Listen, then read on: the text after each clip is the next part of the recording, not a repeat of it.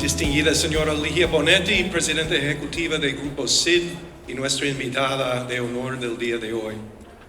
Distinguidos ministros, directores, representantes del sector público, directivos de gremios, socios, miembros de la prensa, colegas y amigos, muy buenas tardes. Gracias a todos por acompañarnos en este almuerzo mensual de la Cámara Americana de Comercio.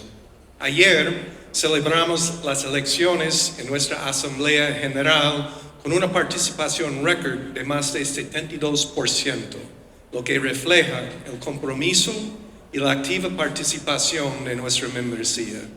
En dicha asamblea se eligió al nuevo Consejo de Directores, cuyos integrantes pueden ver en la pantalla, y nos acompañan hoy en la mesa principal.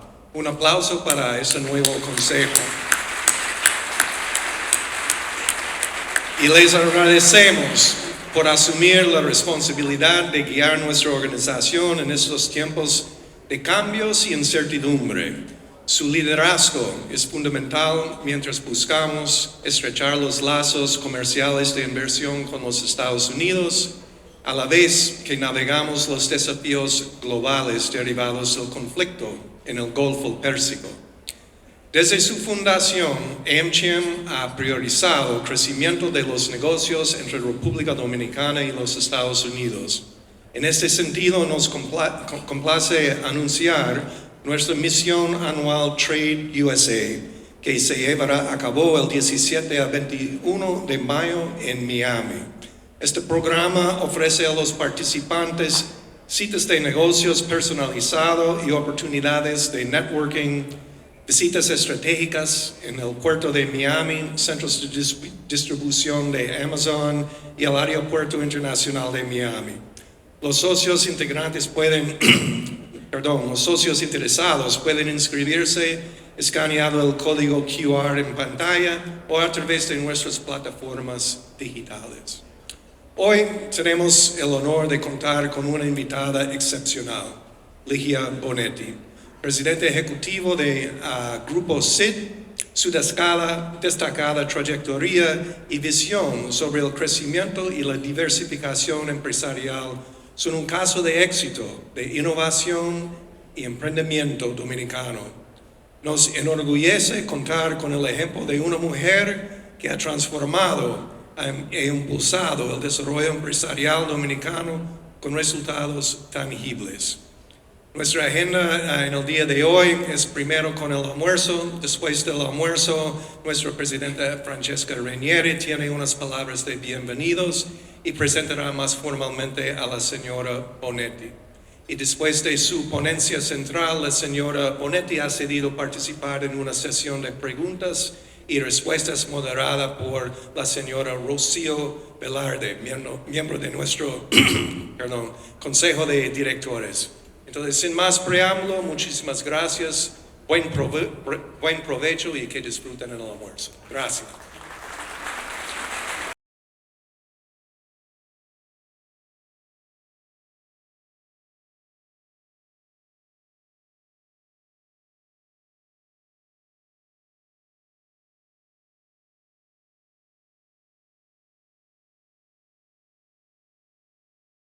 Honor del día de hoy.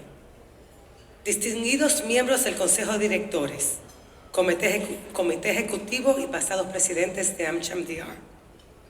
Distinguido señor Joel Santos, Ministro de Energía y Minas. Distinguido señor Nelson Arroyo, Director General de Aduanas. Colegas, amigos todos, buenas tardes.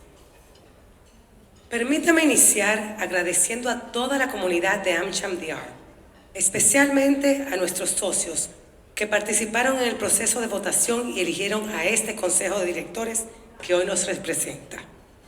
Estamos comprometidos a continuar trabajando a favor de un país cada vez más abierto al comercio, consolidando a la República Dominicana como un socio comercial seguro y confiable para los Estados Unidos y toda la región.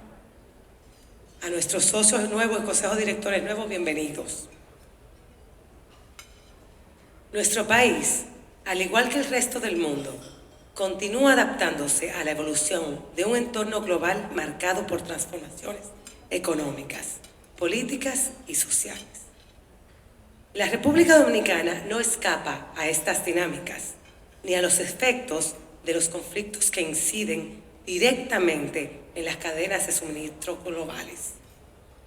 Sin embargo, es precisamente en este contexto donde se hace más relevante nuestra capacidad de resiliencia.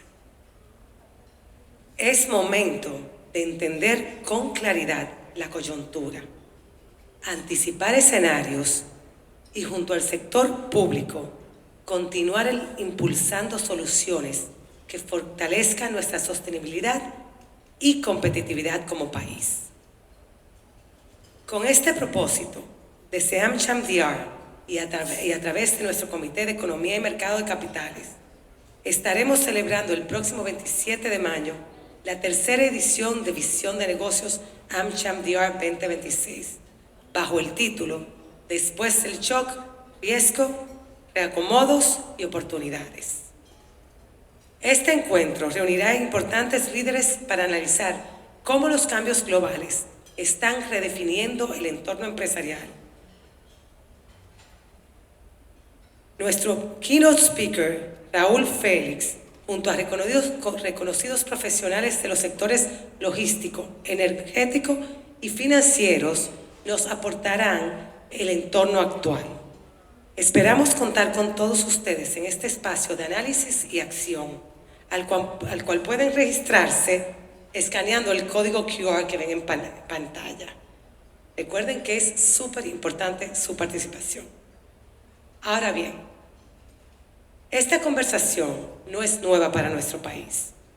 Durante años, la República Dominicana ha construido, de la mano del sector público y privado, una agenda orientada a fortalecer su posicionamiento en el nearshoring y a consolidarse como un hub logístico regional. Hoy vemos resultados concretos de este esfuerzo, pero también debemos reconocer que aún queda un largo camino por recorrer. Persisten retos y barreras que debemos superar y para poder capitalizar con mayor determinación y atraer más inversión y así aprovechar plenamente el potencial competitivo que ofrece nuestro país.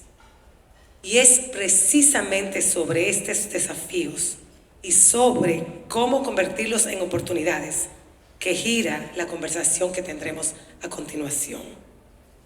Hoy nos acompaña una líder empresarial cuya trayectoria refleja de manera tangible lo que significa crecer, adaptarse y transformar. Ligia Bonetti, presidenta ejecutiva de Grupo CID, en su ponencia titulada Tres brechas, una ventana, lo que la República Dominicana debe resolver para que el nearshoring no se elija. La señora Ligia Bonetti abordará los elementos que considera marcarán el próximo gran salto de nuestro país en esta nueva etapa de reconfiguración global. Ligia, gracias por estar aquí, confiamos en tu experiencia y realmente es un honor contar contigo. El escenario es tuyo. Muchas gracias. Muy buenas tardes a todos. Quiero iniciar agradeciendo a Francesca Rainieri, presidenta de la Cámara Americana de Comercio, por esta invitación, al vicepresidente ejecutivo Bill Malamud, así como a todos los pasados presidentes, miembros, por generar este espacio de diálogo tan relevante. Al honorable ministro de Energía y Minas, Joel Santos, a los miembros del Consejo y accionistas de Grupo SID, a nuestros colaboradores y ejecutivos aquí presentes, a los invitados especiales, a los amigos de la prensa. Permítanme comenzar con una observación incómoda. La República Dominicana es de las economías de más rápido crecimiento en América Latina. Lideramos la región en expansión del PIB. Recibimos más turistas que casi cualquier país del Caribe. Y sin embargo, si le pidiéramos a la mayoría de los líderes empresariales en esta sala que señalaran la estrategia que produjo ese crecimiento, el plan que alguien diseñó y ejecutó deliberadamente, la mayoría tendríamos que hacer una pausa. Porque la verdad honesta está en que una parte de este significativo crecimiento ha sido producto de la geografía, la suerte y las circunstancias, pero también del sueño y la determinación de quienes vieron antes que otros lo que este país podía ser. Nuestras playas siempre estuvieron aquí, pero hubo que creer en ellas, invertir en ellas y, sobre todo, construir un marco que hiciera viable esa visión. Se impulsaron leyes, incentivos y esquemas de colaboración público-privado que en su momento parecían demasiado ambiciosos, incluso innecesarios para algunos. Hubo que insistir, convencer y persistir hasta lograr que las autoridades acompañaran una apuesta que no todos entendían. Y luego vinieron las circunstancias recientes. La pandemia envió turistas en busca de destinos abiertos y nos encontraron. Nada de eso disminuye lo que hemos construido, pero sí plantea una pregunta que creo que ahora es urgente. Si fuimos capaces de convertir un sueño en política, en inversión, en resultados, ¿por qué no estamos diseñando con la misma intención el próximo capítulo de crecimiento de nuestro país? ¿Qué ocurre cuando la próxima fase del crecimiento no puede ser accidental o claramente demostrable? ¿Qué ocurre cuando la ventana se abre no por lo que la naturaleza nos dio, sino por decisiones que se están tomando en Washington, Beijing y Bruselas, y permanece abierta solo para los países que están únicamente preparados para capitalizarla? Hace 12 años, en este mismo foro, siendo presidenta de la Asociación de Industrias de la República Dominicana, parafraseando a Shakespeare, dije que el dilema de la sociedad dominicana era ser o no ser una economía industrializada. Pedí que apostáramos por la manufactura como motor de cohesión social. Pedí que ajustáramos el rumbo y aceleráramos los cambios. Hoy, en este mismo foro, vengo a decirles que no estábamos equivocados en el 2014. Pero ¿por qué este momento es estructuralmente distinto a cualquier otro que hayamos vivido? Permítame recordarles lo que está ocurriendo globalmente, porque el contexto importa enormemente para lo que quiero decir después. En abril del 2025, la administración Trump impuso aranceles sobre las mercancías de prácticamente todos los países del mundo. China recibió un 145%, México y Canadá un 25%. La República Dominicana recibió un 10%, el nivel más bajo, y aún así llegó como una sorpresa considerando que el DERECAFTA nos había dado acceso preferencial durante casi 2 décadas.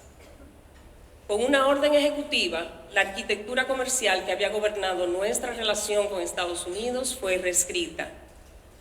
Pero esto es lo que la historia de los aranceles realmente significa para nosotros si la miramos desde el ángulo correcto. Una empresa llamada World Emblem, el mayor productor mundial de parches para ropa, que surte el Departamento de Seguridad Nacional, a UPS, a la NHL y a Levi's, fabricaba el 65% de sus parches en México.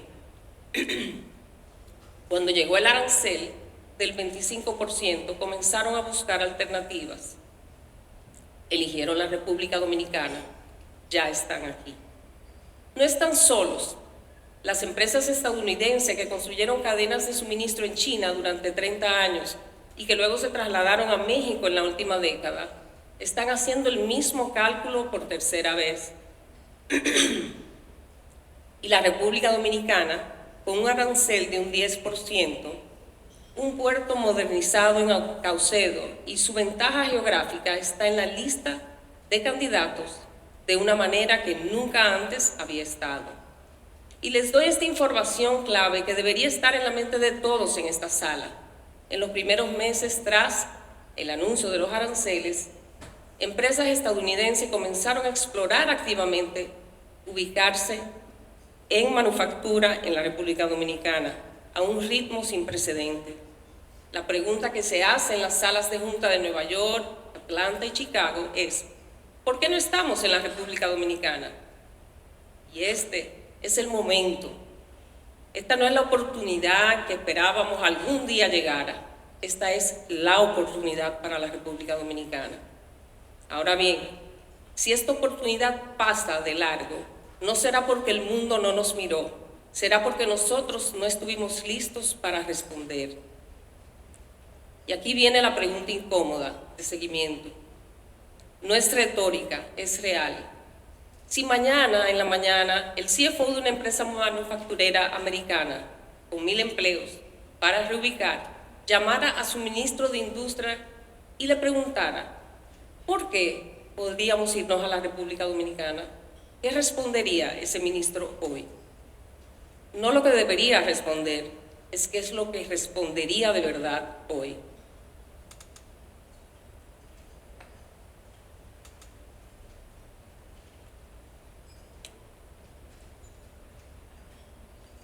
Para que esta sala pueda responder esa pregunta, la del CFO americano, hay que poner sobre la mesa algo que todos conocemos, pero que rara vez decimos con claridad. El modelo de crecimiento de la República Dominicana fue construido sobre apuestas deliberadas de gobiernos a sectores específicos. El turismo recibió su apuesta con la Ley 158-01 en FOTUR. La zona franca recibieron la suya con la Ley 890. Ambos regímenes fueron diseñados como apuestas, decisiones estratégicas de gobiernos que dijeron: si sacrificamos ingresos fiscales ahora, estos sectores crecerán, crearán empleo y el país estará mejor. Si esto no lo dijeron, entonces volvemos a la teoría de que el país creció por accidente o simplemente por la suerte de la alineación de los astros. Lo cierto es que esas apuestas funcionaron. No voy a pretender lo contrario. El turismo ha transformado el país y estamos de moda. Y se ha logrado llamar la atención en el plano global. Las zonas francas han creado cientos de miles de empleos. Y no estoy aquí para sugerir quitar lo que fue ganado. Quiero ser precisa sobre lo que estoy diciendo, porque esto no es una queja contra el turismo ni contra las zonas francas. Ellos ganaron sus incentivos. Lo que estoy pidiendo es que tengamos la conversación que ha sido evitada. Si los incentivos fiscales selectivos crearon la industria turística y los incentivos fiscales selectivos crearon el sector de zonas francas, ambos que celebramos, ¿por qué es políticamente indispensable discutir políticas selectivas diseñadas para atraer manufactura nearshoring y el desarrollo de la industria nacional en el 2026? Pero aquí es donde la aritmética es clara. Más del 50% de la economía opera en nuestro país de manera informal y no tributa. El turismo y zona franca tributan mínimamente bajo sus leyes de protección.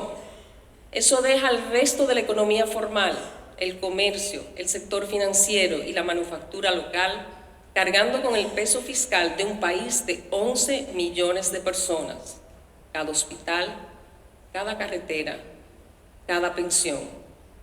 Y sí, existe la Ley 392-07 de competitividad e innovación industrial, Proindustria, pero siendo franca, requiere umbrales de rentabilidad que pocas empresas alcanzan y en la práctica son muy pocas las que realmente la utilizan.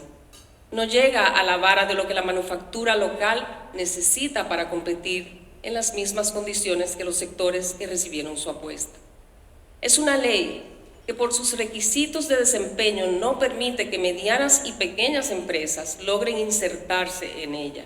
Y sin embargo, y esto es lo que quiero que esta sala escuche con atención, a pesar de esa asimetría, la manufactura local dominicana está exportando. Las exportaciones nacionales fuera de zona franca alcanzaron aproximadamente 7.382 millones de dólares en el 2025. Las exportaciones de manufactura local crecieron un 36%, mientras que las exportaciones de zonas francas solo obtuvieron un 0.6% de crecimiento. Esto no es un argumento gremial, es un argumento país, porque cuando un fabricante americano evalúa instalar manufactura en la República Dominicana, no necesariamente quiere operar en zona franca, quiere encontrar un ecosistema local, proveedores, talento, cadena de valor que ya funcione. La evidencia dice que ese ecosistema existe y está creciendo. Lo que le falta es el respaldo de política pública que le dimos a otros sectores en otras décadas. Costa Rica, por ejemplo, entendió esto. Cuando Intel llegó por zona franca en el 1997 a ese país, el gobierno creó un programa llamado Encadenados para construir proveedores locales alrededor del ancla. Para el 2004, Intel tenía 460 empresas costarricenses en su cadena de suministro. Hoy, Costa Rica exporta más de 9.000 millones de dólares al año en dispositivos médicos. Las zonas francas son la puerta. El ecosistema local es la casa. Nosotros ya tenemos la puerta. Nos falta construir la casa. El momento lo exige. Los datos lo respaldan. La ventana geopolítica lo requiere. En 1992, una reforma fiscal y laboral que parecía imposible se concretó porque el sector público y privado se sentaron en la mesa con honestidad, hicieron realidad algo para beneficio del país. Y en este salón hoy hay personas que trabajaron en esa negociación. A finales de 2024, escribí un artículo en el Listín Diario cuando el proyecto de ley de modernización fiscal del gobierno fue al Congreso, en gran medida sin debate público. No porque esto se fue viral y no porque yo sea particularmente influyente, sino porque dije lo que miles de personas en el sector privado estaban pensando y no habían dicho públicamente. Fuimos testigos de cómo la sociedad civil, amas de casa, la gente en general de cualquier rama, fue al Congreso a plantear sus argumentos en contra. La reforma fue retirada. Ese momento probó algo que quiero esta sala internalice. Cuando el sector privado usa su voz de manera colectiva y clara, los gobiernos escuchan. No porque los políticos se iluminen de repente, sino porque el costo político de ignorar a un sector privado unido es mayor que el costo político de negociar con él. Probamos que podíamos detener algo.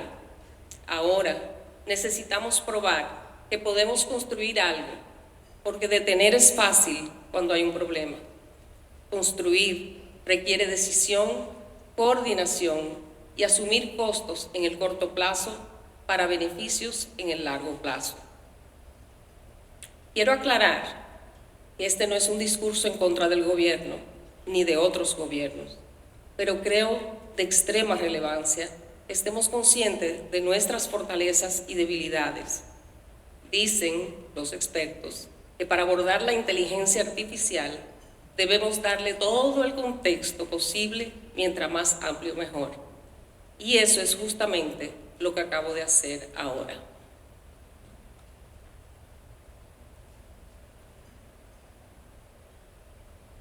Permítanme ahora entonces plantearles concretamente lo que a mi entender son las tres brechas estructurales que separan a la República Dominicana para atraer el nearshoring y ser la respuesta obvia cuando una empresa estadounidense decide mover capacidad fuera de Asia o México.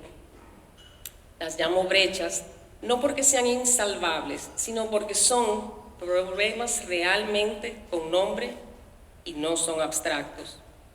La primera brecha no es tecnología. es de credibilidad.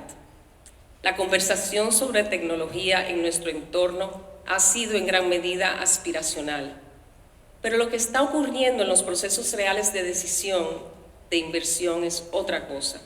La tecnología dejó de ser una herramienta de eficiencia y se ha convertido en un filtro de entrada.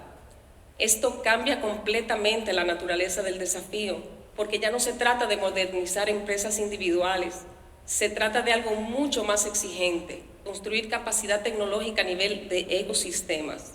Y ahí es donde hoy tenemos una brecha real. Mientras el mundo acelera su transformación tecnológica en la República Dominicana, enfrentamos un retroceso sostenido en indicadores clave de innovación. Hoy ocupamos el puesto 97 de 133 en el Índice Global de Innovación y el 13 de 20 en nuestra región. No estamos estancados. Estamos perdiendo terreno en pilares críticos como la sofisticación empresarial y la producción de conocimiento.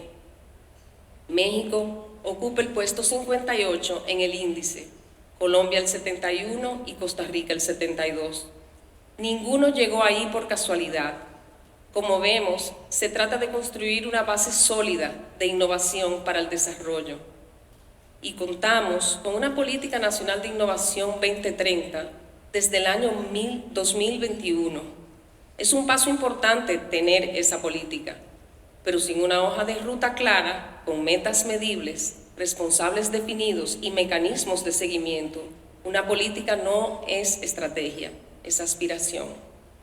Y esto no es solo un tema sectorial, impacta a toda la economía, desde la manufactura hasta los servicios, desde las MIPYMES hasta el sector público. Porque al final, mayor competitividad se traduce en crecimiento económico, empleos de calidad, mejores salarios y una sociedad con más oportunidades. La segunda brecha no es energía, es competitividad pura. Hoy, el tema energético es uno de los principales obstáculos a nuestra competitividad, no solo por el costo, sino por algo más profundo: la confiabilidad, la estabilidad y la capacidad de planificar. Para cuando una empresa evalúa invertir, la energía no es una variable más. Muchas veces es la que define si el proyecto ocurre o no. Y en muchos casos, esa variable está jugando en contra de la República Dominicana. Tenemos ventajas naturales evidentes: alta radiación solar, recursos eólicos relevantes y acceso a financiamiento internacional diseñado para acelerar la transición energética. Sin embargo, nuestra matriz sigue anclada en el pasado. Entre septiembre y diciembre del 2025, el 75% de la generación provino de fuentes fósiles y apenas un 25% de renovables. ¿Qué se necesita?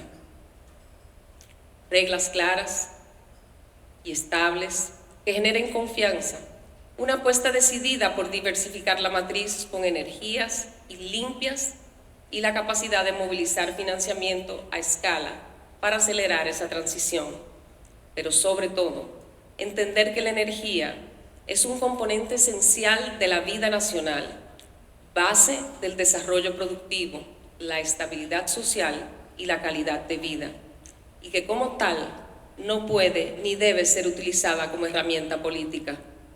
También implica un cambio cultural, educar a la población sobre el valor real de la energía.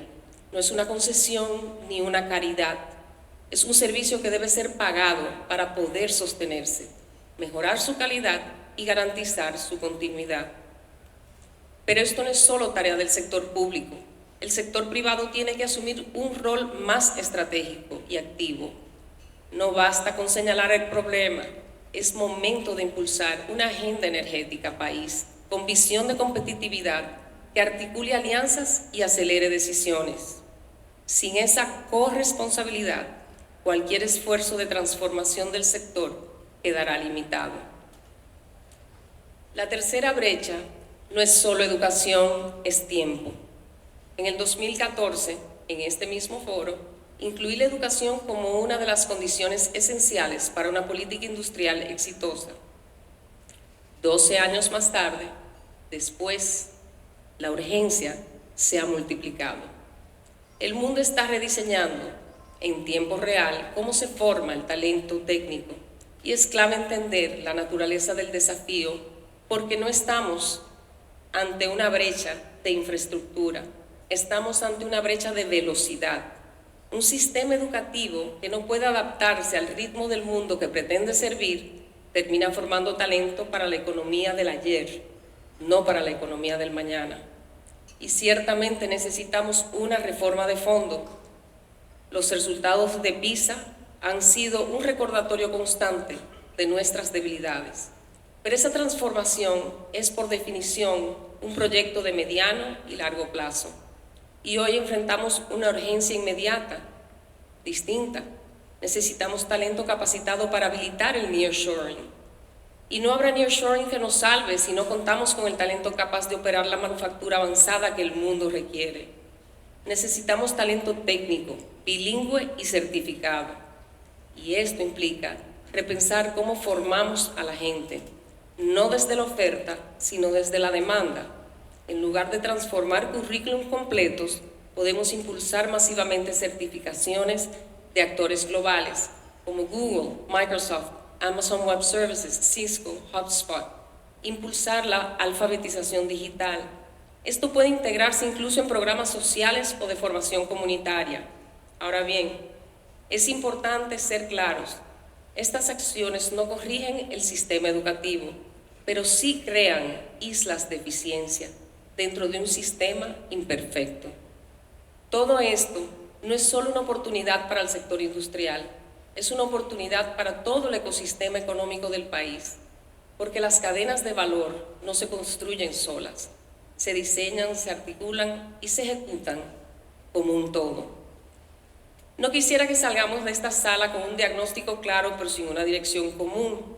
Más que enumerar tareas, lo que propongo es que identifiquemos con honestidad y sentido de país dónde deben concentrarse nuestros esfuerzos en los próximos 24 meses. Primero, el nearshoring no puede seguir siendo una conversación dispersa. Existe una oportunidad real de posicionar a la República Dominicana como una alternativa estratégica en la relocalización de la manufactura global. Pero eso requiere articulación, una coordinación efectiva entre sectores con metas claras de seguimiento y una narrativa país coherente que conecte inversión, competitividad y confianza. Las instituciones o gremios aquí presentes, representadas, tienen la capacidad y diría que la responsabilidad de liderar ese esfuerzo. Segundo, la adopción tecnológica, particularmente en inteligencia artificial, no puede quedarse en el plano conceptual. La competitividad industrial del país dependerá de nuestra capacidad de incorporar herramientas de productividad y eficiencia. Esto implica pasar de la conversación a la implementación, generando mecanismos que permitan que esa transformación llegue al piso de la fábrica y no se quede en presentaciones. Tercero, el tema energético sigue siendo una de las variables más determinantes de nuestra competitividad. El marco existe, las relaciones están y las oportunidades también. Lo que hace falta es activar de manera más decidida iniciativas que nos permitan avanzar hacia una matriz más eficiente, más sostenible y alineada con nuestros intereses público y privado en una agenda común. Y cuarto, quizás lo más importante, debemos comenzar desde ahora a construir una visión a mediano plazo que trascienda ciclos políticos. El país ha demostrado que cuando existe un marco compartido entre sectores, las transformaciones son posibles. Hoy necesitamos volver a hacer ese ejercicio, definir con claridad hacia dónde queremos llevar a nuestro desarrollo industrial y productivo y cómo asegurar que esa visión tenga continuidad. Porque si dentro de 2 años seguimos teniendo esta misma conversación, no será por falta de información, será porque no tomamos las decisiones que teníamos que tomar. He tenido el privilegio de liderar Grupo SID, una empresa con casi 90 años de historia desde el año 2015. En ese tiempo, hemos enfrentado contextos complejos y cambiantes, y hemos aprendido que la resiliencia es una fortaleza, pero también que no es suficiente, porque la resiliencia nos permite sostenernos, pero la estrategia, en cambio, es la que nos permite avanzar. Nuestra propia historia nos enseña que las oportunidades no se materializan solas, se trabajan, se construyen y se ganan. Y si algo hemos procurado en este tiempo, es no conformarnos con lo que somos, sino prepararnos para lo que queremos ser. Durante los últimos 5 años en Grupo SID hemos invertido más de $180 millones en infraestructura, tecnología y capacidad productiva. Operamos 22 plantas de manufactura y 11 centros de distribución. Trabajamos con más de 1.400 proveedores, de los cuales 76% son locales. Hemos invertido más de 358.000 horas en capacitación, otorgado más de 700 becas, apostando por el desarrollo de nuestra gente. En adición, hoy exportamos con orgullo a 22 países nuestros productos, movilizando más de 32.000 toneladas métricas solo en el año 2025.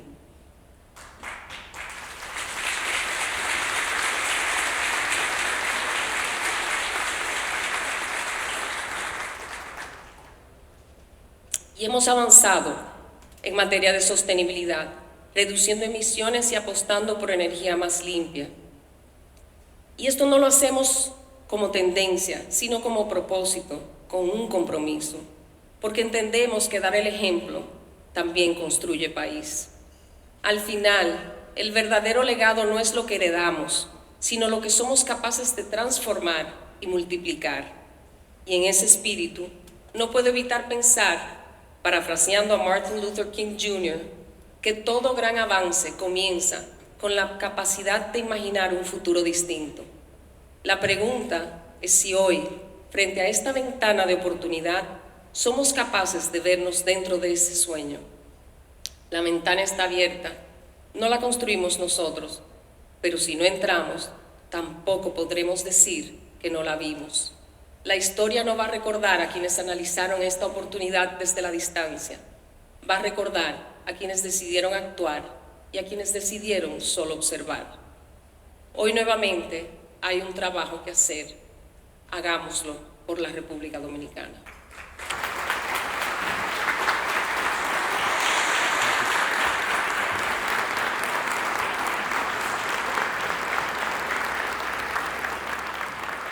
Muchísimas gracias, Ligia, por tu franqueza, por hacernos las preguntas incómodas y por plantearnos cuáles son las brechas en las que tenemos que trabajar colectivamente todos los que estamos en esta sala para dejar un legado que no sea una aspiración, sino una realidad.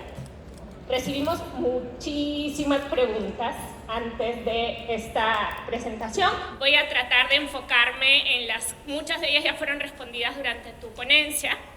Voy a tratar de enfocarme en algunas que son para profundizar en los mensajes que nos has dado. En primer lugar, tú nos hablaste de la brecha de credibilidad, de cómo tenemos que construir un futuro colectivamente en donde nos veamos como un país que aprovecha las oportunidades que esta ventana nos está abriendo y que todos seamos parte de este crecimiento. Hablaste de la brecha de educación también y de la velocidad con que hay que cerrarla. ¿Cuáles en tu visión los temas más urgentes en temas de formación de talento que la República Dominicana tiene que trabajar para poder aprovechar esta ventana y cerrar esa brecha con la urgencia que se necesita? Sin duda, gracias primero por todas tus palabras y sin duda por la invitación de estar aquí en este panel. Yo creo que la velocidad hoy es la que va a definir si logramos o no entrar en este proceso de atraer a todas estas empresas globales. En términos de educación, como bien dije, tenemos un problema, vamos a decir, de raíz con lo que es nuestro esquema educativo, pero los resultados de una transformación educativa real es algo de largo plazo. En el corto plazo nosotros podemos hacer alianzas técnicas con empresas multinacionales, como mencioné, para empezar a lograr certificaciones al personal, a nuestros talentos, a nuestra fuerza laboral, para que se prepare y se certifique en las áreas que están demandando el mundo a nivel de manufactura global. Yo creo que si nosotros logramos enfocar ese aprendizaje técnico, esa certificación técnica en una fuerza laboral que está actualmente en función y capacitada hasta un nivel, nosotros podemos atender las necesidades del nearshoring actual. Eso no quiere decir que el problema de la educación va a resolverse inmediatamente. Yo creo que se necesita toda una transformación, trabajar, a pesar de haber firmado un pacto por la reforma educativa, no hemos podido salir de las posiciones en las que nos encontrábamos, deficientes en la educación dominicana, y yo creo que eso es algo que estamos todos conscientes y debemos repensar de nuevo cómo podemos lograr hacer las cosas diferentes para que desde chiquito nuestros niños reciban la educación adecuada y no una educación tradicional pasada. Yo creo que algo muy importante es el tema de que antes el modelo era embotellémonos cosas, busquen el libro de texto, embotéllense y pasen un examen. Hoy hay un pensamiento crítico que tiene que desarrollarse desde pequeño, desde que los niños tienen que aprender a pensar, y más cuando estamos viendo todo el tema de la inteligencia artificial. O sea, la inteligencia artificial, si bien es una gran herramienta de apoyo para lograr más eficiencia y más rapidez en la solución o en encontrar resultados, la realidad es que debemos saber enfocarla, sobre todo cuando hablamos de la educación primaria o para niños, el que no sea una herramienta que se use para atrofiar el proceso de pensamiento o el sentido crítico que deben desarrollar los niños desde temprano. Y sin duda, pues la agenda educativa de República Dominicana es amplia y se necesita trabajar desde lo más profundo, pero en la parte técnica creo que tenemos, y la Cámara Americana pues es una gran plataforma, alianzas con multinacionales americanas que son de renombre, que tienen programas que pueden perfectamente venir a entrenar a las personas que salen de las academias técnicas de nosotros para echar adelante todo lo que se necesita para este nearshoring que queremos atraer. Excelente, entonces enfocarnos en el corto plazo en seguir cultivando la fuerza laboral que ya tiene las capacidades necesarias y establecer estos bootcamps como para acelerar el conocimiento técnico, y en el largo plazo seguir enfocándonos en una reforma estructural enfocada en lo que es pensamiento crítico y cuestionamiento para que nuestros niños tengan esa capacidad de pensar en el futuro con creatividad. Excelente. Tú nos hiciste la pregunta de qué es lo que respondería el ministro de Industria de Estados Unidos, si te entendí bien, si alguien le pregunta por qué invertir en República Dominicana. Algo que yo le he dicho a muchos de nuestros clientes y colaboradores es que hay muchas cosas en República Dominicana que nosotros sabemos, pero no sabemos comunicar bien. Si tú tuvieras que preparar los talking points para ese ministro de Industria, ¿cuáles serían esos talking points y cuál sería el mensaje que tú nos pedirías a todos nosotros que repitamos sobre por qué invertir acá? Mira, República Dominicana, y uno siempre mira quizás las cosas negativas para poder mejorar, pero República Dominicana tiene grandes ventajas. En la mesa hablábamos sobre el ser optimista con lo que puede ser el futuro de la República Dominicana, y yo soy el creyente de que la República Dominicana podría tener un futuro sumamente positivo si simplemente escuchara algunas de las continuas menciones, demandas, exigencias que han hecho personas que quieren creer en el país y que han demostrado que creen en el país, porque los que estamos aquí con industrias, con inversiones y manufacturas es porque creemos en el país. ¿Y por qué creemos en el país? Y tú me preguntabas, ¿qué diría ese CFO o ese ministro de fuera? Oye, me diría, la República Dominicana es un país que vive en una democracia estable, donde las personas tienen una seguridad física comparada con otros países de la región mucho mejor. República Dominicana es un país cuyas personas, sus habitantes, los ciudadanos, son personas que quieren echar adelante, son personas que viven con alegría y viven sintiéndose gente buena. Esas características que describen al dominicano la hacen sobresalir en cualquier otro grupo de personas de otros países. Y otra cosa, nosotros tenemos una oportunidad geográfica, sin duda, estamos colocados en el mismo medio de América, con una capacidad, óyeme, de logística inmensa. Hablamos de que este país, yo creo que es el país que más aeropuertos tiene de la región, o sea, aeropuertos internacionales. Tenemos un puerto, yo mencioné DP World, el puerto de Caucedo, realmente state of the art. Las inversiones que se están haciendo ahí demuestran la prosperidad que se espera para República Dominicana. Hay un problema de energía eléctrica, sí, pero hay un sector privado que está decidido a ayudar, y no lo digo como persona, lo digo porque sé que hay muchas instituciones que están trabajando con las autoridades para que el problema energético se resuelva. El problema es que tenemos que llegar a un punto donde se resuelva. Y luego en tecnología, que podría ser quizá una de las brechas donde todavía República Dominicana tiene que dar ese paso cuántico para decir ya nosotros estamos en el mundo de la transformación tecnológica, transformación digital. Yo creo que hay alianzas, hay fondos, alianzas multinacionales, en específico en Estados Unidos, que pueden permitir que República Dominicana se beneficie de lograr tanto el financiamiento como las propias plataformas para tener las herramientas que se necesitan. O sea que en sentido completo hay brechas, pero brechas solucionables. Y yo creo, si yo fuera un ministro, vamos a decir que vea a la República Dominicana, o que de repente ha venido como turista y ha visto la belleza de nuestro país, ha visto el trato de nuestra gente, ha visto lo que el país puede ofrecer, de repente es optimista y le diría, vamos a ver cómo podemos ayudar para que lo que le está restando a ello competitividad vis-a-vis cualquier otro país de la región, nosotros podamos ayudarlo para poder irnos allá. No, excelente. Entonces, en un mundo en donde los recursos son escasos y hay que distribuirlos de forma inteligente, hay que posicionar a República Dominicana como un país que tiene estabilidad política, estabilidad social, calidad humana, y es un hub logístico de lujo en términos de puertos y aeropuertos. Estamos trabajando para cerrar la brecha tecnológica y hemos demostrado que existe excelencia en industrias como el turismo y utilizar eso como gancho para construir la próxima fase. Perfecto, muchas gracias, Ligia. ¿Y qué es lo que tienen que hacer el sector privado y el sector público juntos para poder materializar esa visión y esa capacidad de atracción de esos recursos limitados que las multinacionales tenemos que direccionar? Es una excelente pregunta y creo que lo principal es escucharse, o sea, escucharse las dos partes, tanto el sector público como el privado. Entender que es una colaboración.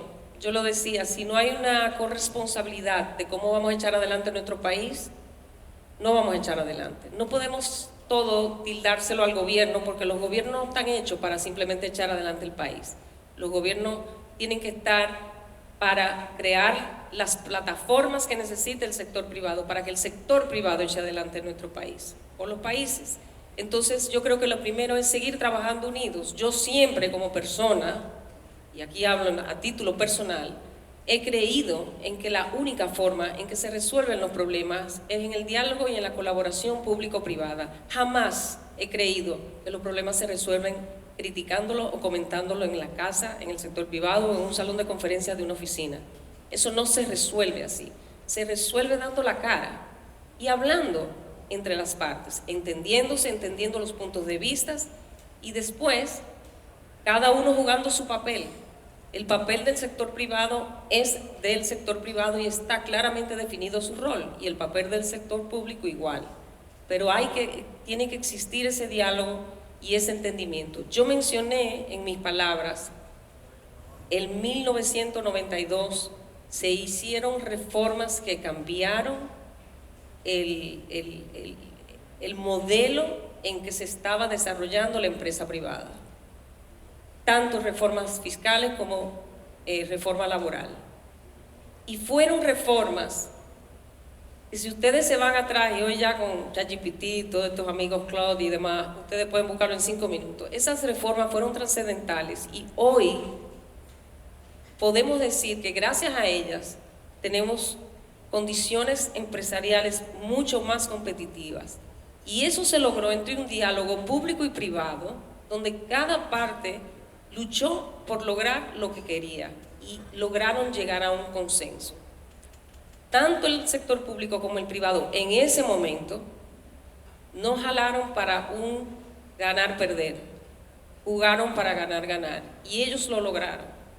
Eso tenemos que poder repetirlo hoy con las brechas que seguimos teniendo, como la energía, la educación, no hablé de salud, pero por ahí también anda eso, y cualquier otro tema. Y este tema del desarrollo del nearshoring, hoy hemos sido exitosos cuando hemos apostado a sectores que creemos hay un futuro.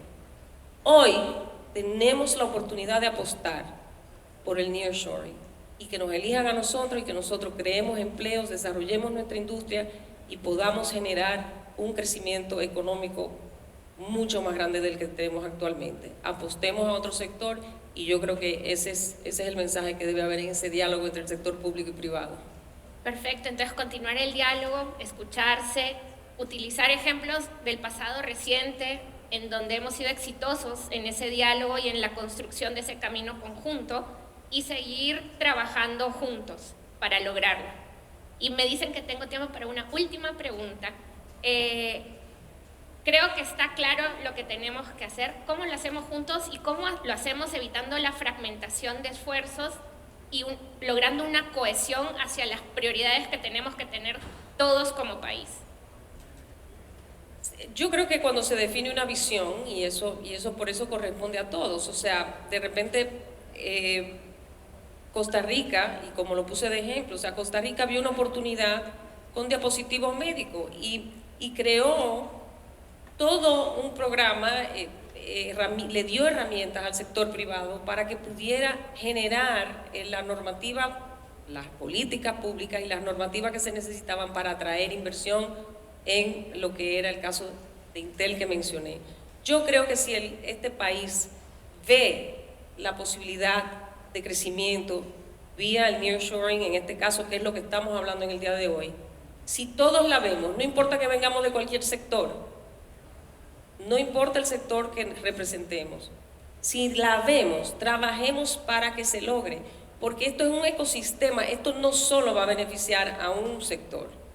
O sea, cuando trabajamos zona franca se generó empleo, se desarrollaron áreas, hay un ecosistema que soporta la zona franca en el mercado local, o sea, eso es sin duda. Lo mismo pasa con el turismo, o sea, llegan turistas que comen, llegan turistas que colchón usan para dormir, llegan turistas, hay todo un espacio, un ecosistema que se beneficia de ese crecimiento de ese sector. Pues lo mismo tenemos que verlo con el nearshoring, es exactamente igual. Si logramos atraer y todos con la misma visión apostamos a que eso es una realidad para República Dominicana, sencillamente trabajamos todos empujando hacia el mismo sitio, no importa qué sector representemos. No, excelente. Entonces esta visión de país, de ecosistema y del potencial de encadenamiento que tiene el nearshoring para beneficiar a todos es lo que tenemos que utilizar como nuestro North Star. Así que muchísimas gracias, Ligia, de verdad que ha sido un placer tenerte aquí.